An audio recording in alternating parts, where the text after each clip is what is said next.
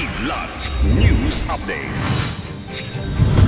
Sa ating mga balita, task force para imbestigahan ang kumakalat na peking video ni Pangulong Ferdinand Marcos Jr.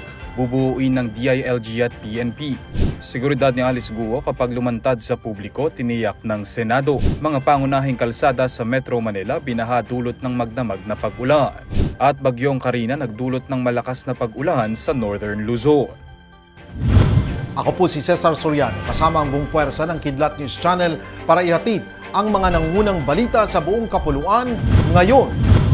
Bubuo ng task force ang Department of the Interior and Local Government o DILG at ang Philippine National Police o PNP para imbestigahan ang kumakalat na peking video ni Pangulong Ferdinand Marcos Jr. na aktong gumagamit umano ng iligal na droga. Sa isang press con, sinabi ni DILG Secretary Ben-Hur Abalos na inatasan nito ang PNP Anti-Cybercrime Group na manguna sa bubuoing task force na mag-iimbestiga sa naturang video. Galing umano ang kumakalat na video sa grupong Maisog at inilabas sa isang rally sa Los Angeles, California na ipinakalat bago ang SONA ni PBBM nitong Lunes. Ayon naman kay Defense Secretary Gibo Teodoro na pinagplanuhan ng grupo ang pagpapakalat nito upang i-destabilize ang pamahalaan dahil sa Amerika ito inilunsad kung saan walang jurisdiksyon ang Pilipinas. Tiniyak naman ng PNP ang masusing pag-iimbestiga sa pangyayari at mananagot sa batas ang responsable sa gumawa ng naturang video. Tiniyak ni Senate President Cheese Escudero na babawiin ng contempt order at warrant of arrest kay suspended Bamban Mayor Alice Guo kung haharap na ito sa pagdinig ng Senado. Dagdag pa ni Escudero na titiyakin din nila ang seguridad ng alkalde kung sakaling lumantad ito sa publiko. Sinabi ito ni Escudero matapos nilang matanggap ang sulat ni Guo na humihingi ng paumanhin sa pagbatikos nito sa Senado sa kanyang social media kamakailan. Matatanda ang kinukwestiyon ni Guo sina Senator Risa Hontiveros at Win Gatchalian kung bakit fixated ang Pogo investigation sa kanya at kung bakit hindi na lang pagtuunan ng pansin ang ilang mahahalagang problema ng bansa.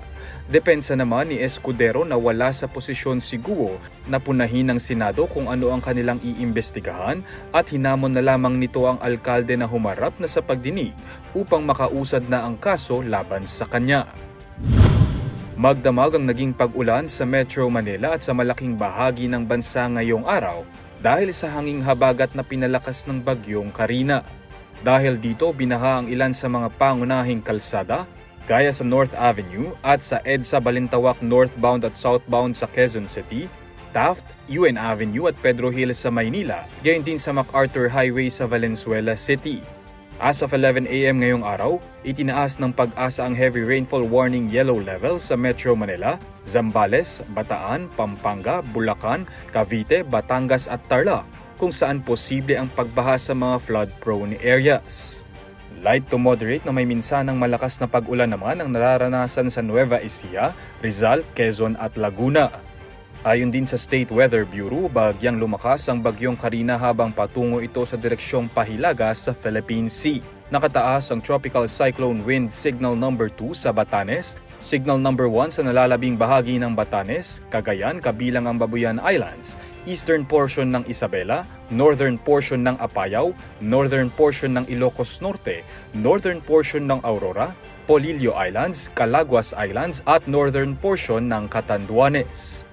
Para sa Kidlat News Update, Renza Lenon, nag-uula. At inyo pong natungayan ang mga headlines sa nakalipas na mga oras.